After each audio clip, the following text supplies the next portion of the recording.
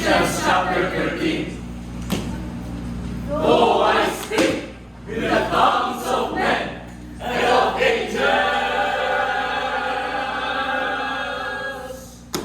and have not charity, I have become a stumbling block in silver. And though I have the gift of prophecy and understand all mysteries and all knowledge, and though I have all faith so that I could remove mountains, have not charity, profited me nothing. Though I bestow all my goods to feed the poor, but though I give my body to repair, and have that charity, it profited me. Charity suffereth long in the sky. Charity envieth not.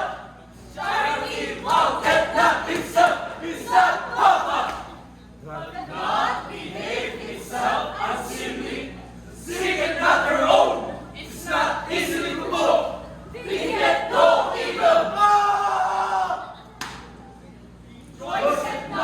Rejoiceth not in iniquity, but rejoiceth in the truth.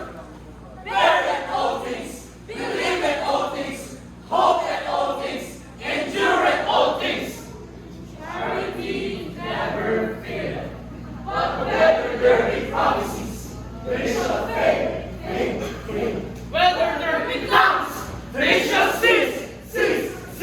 Whether there be knowledge, it shall vanish. Oh, in part, and we prophesy in part, but When that which is perfect is come, then that which is in part shall be done away.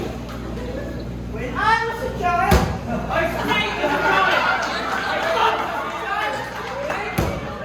But when I became a man, I walked away. Childish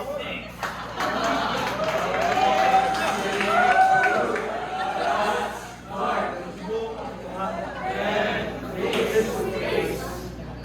Now I know in part, but then shall I know, even as also I am known. And now abideth faith, hope, charity, these secrets, but the greatest of these is charity.